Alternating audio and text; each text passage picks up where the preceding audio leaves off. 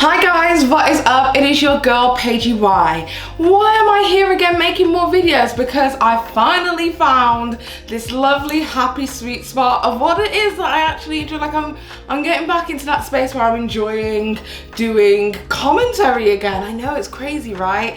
Before we get into anything, just so you guys know, I'm going to be plugging every single video. So all of you people in the comment section who are all like, oh, the video starts at 5 minutes.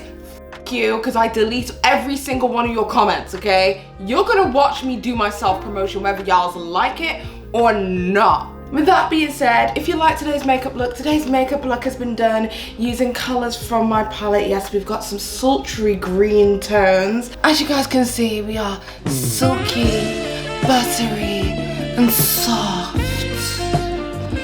I don't know why I did that, but yeah, this is the makeup look. My pigments, honey, they are cute, they are everything, they are With that being said, a lot of you have been asking me in the comment section as to what it is that the palette is actually called. The palette is called No More Nudes.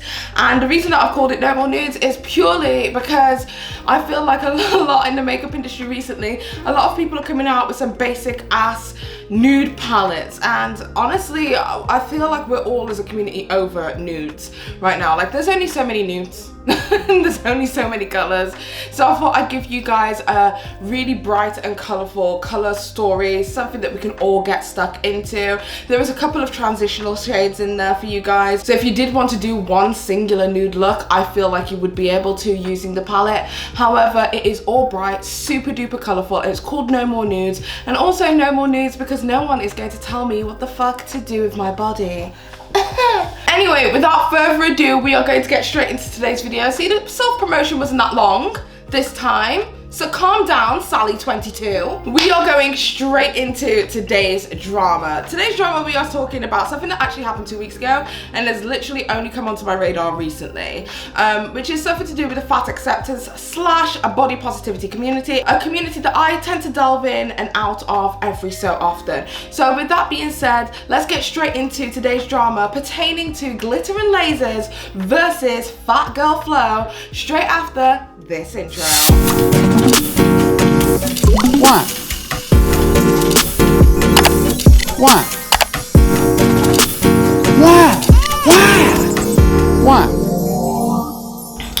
Okay, so bitch, here I am just sitting here casually scrolling the internet. I'm thinking about what video that I want to do next. The next video that I wanted to make was to do with Cuties. I don't know if you guys are interested in hearing my thoughts on Cuties the movie. I actually did watch it all the way through. So if you wanted to hear my thoughts and my opinions on Cuties, definitely let me know in the comment section down below. But I was kind of struggling for an idea as to what to talk about next in an area that wasn't overly saturated. And as you guys know, I like to be able to give you guys obscure drama from all kinds of corners of the interweb that people aren't necessarily talking about, and I feel like this is one of them. So this drama contains two people, one of those people being a girl called FatGirlFlow. She has over 75.8 thousand subscribers on YouTube and over 200,000 followers on Instagram. There's also another person involved in this, and this is another YouTuber who goes by the pseudonym of Glitterandlazers. Now, I've known Glitterandlazers in the body positivity, fat acceptance sector for years and years and years. She has been a staple, she has been around town. However, a lot of people have been reintroduced to Glitterandlazers through her TikTok. Her TikTok is popping. I think she has 6.9 million followers on TikTok. She has 6.6 million followers on Instagram, as well as 19.3 thousand followers on Twitter. Prior to her TikTok success, a lot of people will know Glitterandlazers for having her blog, Glitterandlazers. So she has been blogging for absolutely years. Basically, this drama between FatGirlFlow and Glitterandlazers started off because Glitterandlazers made a video on YouTube. 3 weeks ago, she made a video which was a story time that said, I almost died. This is where she sits down and talks about her health and how things have been deteriorating, and that she acknowledges that her size is a factor and that she has made a pledge to herself to do her best to try and lose weight. A lot of people have seen Glitterandlazers, especially on Instagram as well as on TikTok, doing a lot of workout videos. Like, it seems like this homegirl is like serious about this and she really does want to lose this weight. Just for context, Glitterandlazers actually has a disease called lipedema, which is why her legs are quite large in comparison to the rest of her body and her frame. However, lipedema can be hindered and possibly exasperated through obesity. So she acknowledges in the video that she needs to do her part in order to reduce her own health risks. Okay, that seems like a really positive video, right? She acknowledges that she has health concerns, she wants to change those health concerns for herself, and is taking an active approach to change. It seems that the girl who goes by the name of Carissa, aka FatGirlFlow, really felt some kind of way about this. And she actually made a video speaking about how basically she felt as if Glitterandlazers was being extremely predatory to be able to sit down and profit off the fat acceptance and body positivity community, whilst in tandem saying that she didn't want to look like them and using language and terminology that basically made it look as if she was shitting on her old body. Here's a couple of clips of what it is that FatGirlFlow had to say. Take a look at it and I'll come back with my commentary. Okay, recently a popular plus size YouTuber is starting on a weight loss journey. I know that you guys might think I have a lot of opinions about people who choose to lose weight. I actually don't have many opinions on people who choose to lose weight. I think that your body's your body and that you can do anything you want with your body. I also think that YouTube is a very big platform. I think that YouTube allows people to have a lot of space to share their ideas with other people. I think it's pretty cool most of the time. I think that where we run into problems is when people who are trying to change their body act like their old bodies suck. There are lots of people who lose weight and diet and start exercising and stuff that somehow manage to not make people feel alienated. It's totally possible. It's a thing that people do all the time. When you make people feel alienated and like you think that you're going to be better than them when you lose weight, that's when people start having a problem, I think. I mean, you guys tell me what you think about this. I guess I think that if you're a YouTuber and you decide to go on a weight loss journey and your entire audience has always been plus size people and fat people, it's really important that you know who your audience is and you try to continue to make them feel welcome without like alienating them or invalidating their experience as a fat person, because they are your core audience. Not only that, but we all know that we make money on YouTube. Obviously, I just had a sponsorship, right? We all make money on YouTube. That is how it works. And if you are making money in the plus size space, but then saying negative things about plus size people, it feels almost like predatory. It feels like you are saying, I can make money off of you, but I don't really want to be like you. Does that make sense? Okay, so that was basically it. That was essentially what was said. And I kind of had a few problems with that, if I'm perfectly honest. Okay, as you guys know, at my biggest, I was almost 400 pounds. I've lost over 100 pounds now. And as a lot of you guys know, I had weight loss surgery in order to achieve that goal. Now, the reason that I underwent weight loss surgery was because I was becoming unhealthy. As in, my reproductive system pretty much shut down and I was unable to have children. So as an active approach, in order for me to be able to have the family it is that I wanted, I decided that weight loss surgery would be the best option for me because I was dealing with binge eating disorder, as well as a high level of food addiction. However, I've always been a part of the body positivity community, and actually at my smaller size, I'd probably say that I am less confident than I ever was when I was closer to 400 pounds. And that's because the body positivity community got me to this place where I really had to learn to love myself. And when I loved myself fully, it was through that love of myself that I could say, do you know what, Paige, you deserve better, you deserve a family, you deserve a better life, you deserve better health. And because I love myself so much, I love myself so much to change my habits, to change my life. So for me, this is like extremely frustrating to actually sit there and see somebody almost feel like somewhat threatened by somebody else's choice to change their life. The whole point of the body positivity community, for me, is that we're supposed to love ourselves at any size. Whether you're a skinny mini or a big old bitch, it really doesn't matter as long as you love yourself. Love your body, love the vessel, because we only get one. And if you decide to change your body, that's fine, as long as you do it for you and don't do it for anybody else. Not to fit societal's norms, but to fit your ideology of what it is that you want for you. And I feel like that's what body positivity is. I'm not gonna sit there and look at some girl who's had a Brazilian butt lift and big old titties and twerking it for the gram and say, oh my gosh, she's so disgusting. Like, I'm not gonna do that, because that's her body, that's her vessel. If that's the way that she wants her body and her vessel, the one thing that she has to live in throughout her entire life to look, then who the fuck am I to judge? And the idea that she said it was predatory, it was that language right there that really peed me off. Predatory for her to sit down and make money off the body positivity community whilst in tandem not wanting to be plus size.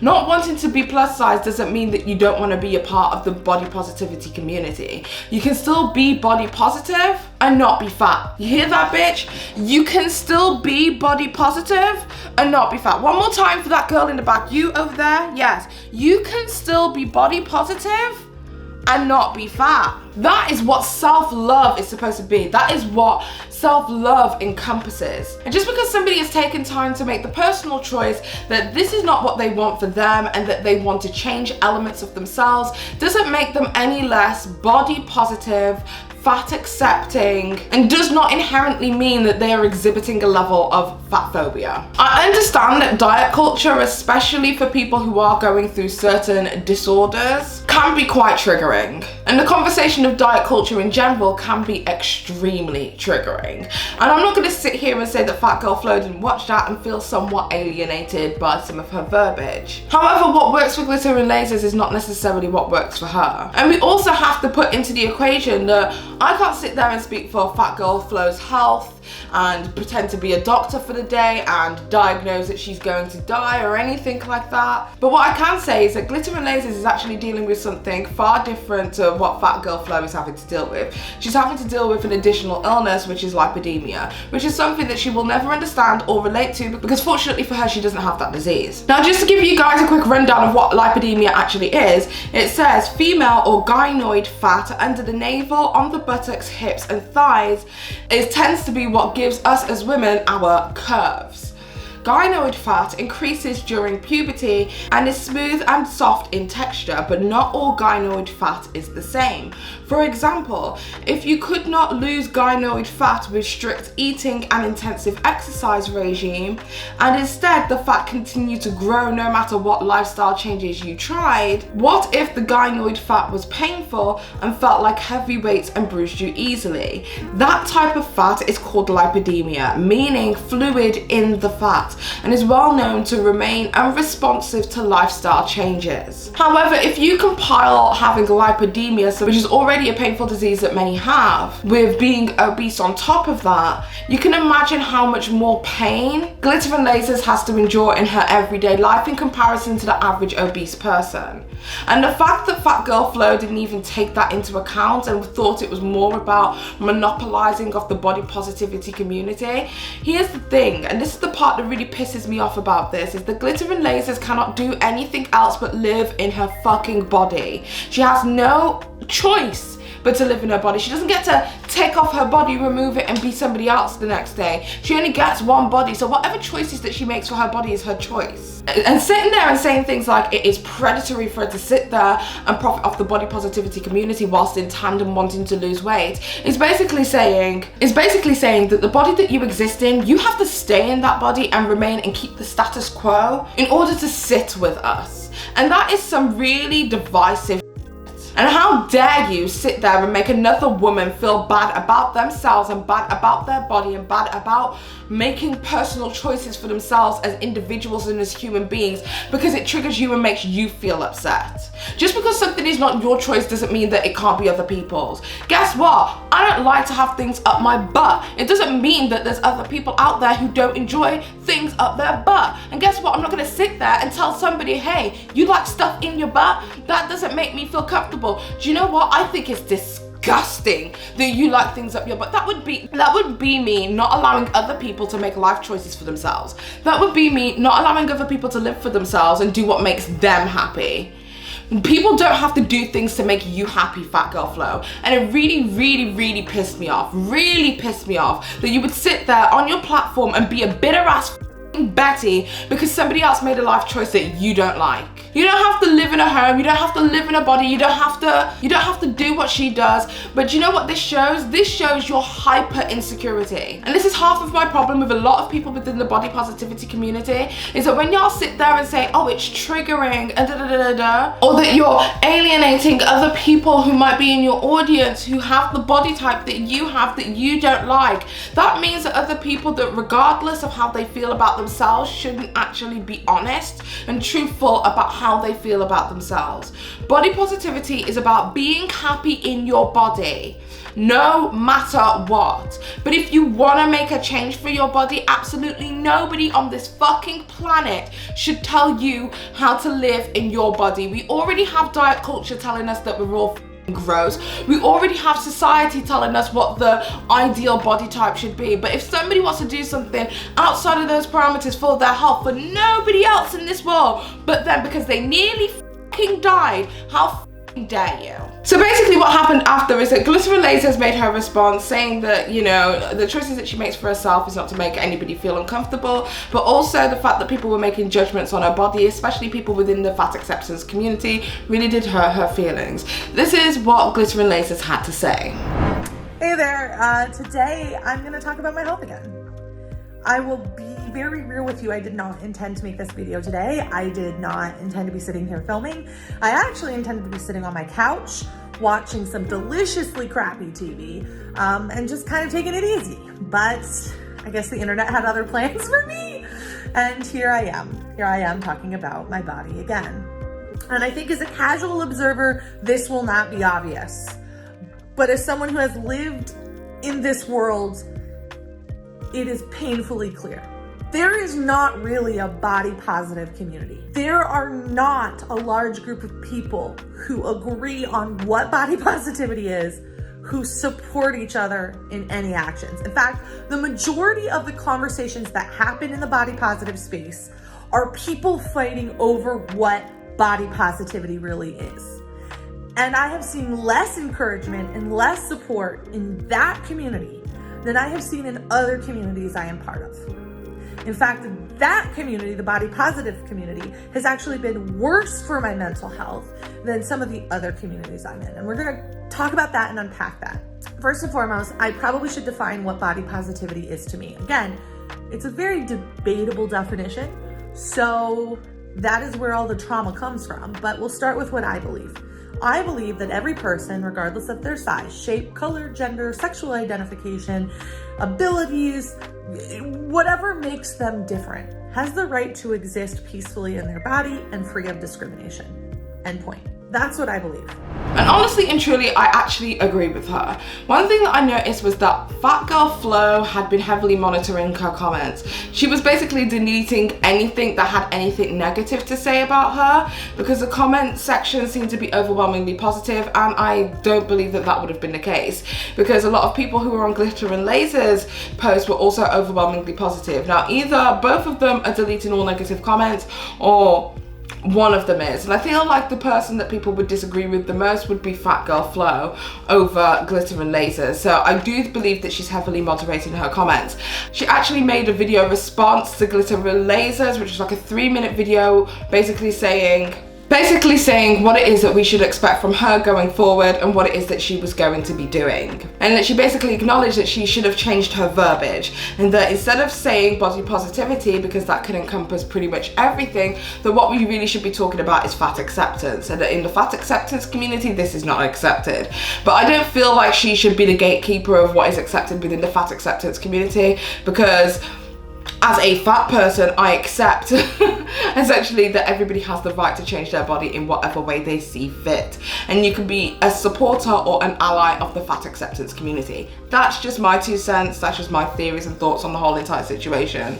But I kind of feel like we should just leave people to make their own choices to do with their own bodies. And that by FatGirlFlow making this really mean ass, bitter ass response to somebody making choices for their own body is actually no better than what the diet industry does to plus size people, or the fashion industry does to plus size people all the time when we exclude a certain type of people. We talk about plus size acceptance, and that there are models out here that don't replicate what the majority of plus size bodies look like. And we're saying that they only accept a nice kind of fat. They only accept an Ashley Graham kind of fat. And I actually really agree with that. But by you saying, hey, the fat acceptance community, you can't sit with us, that just makes you look like a horrible, mean ass bitch. And it's sad because I actually followed you. And now I'm just sitting here thinking like, I don't jive with that. I'm now looking at her name, FatGirlFlow, and thinking to myself, FatGirlFlow with my line of opinion, otherwise you'll be chastised.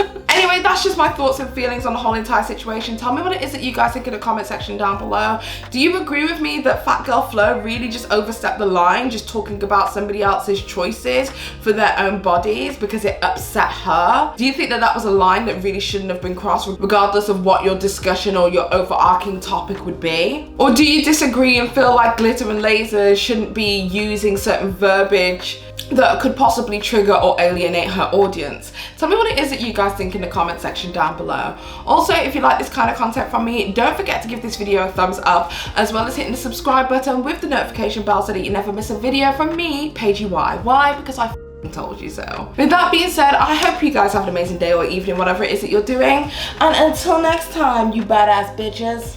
Bye.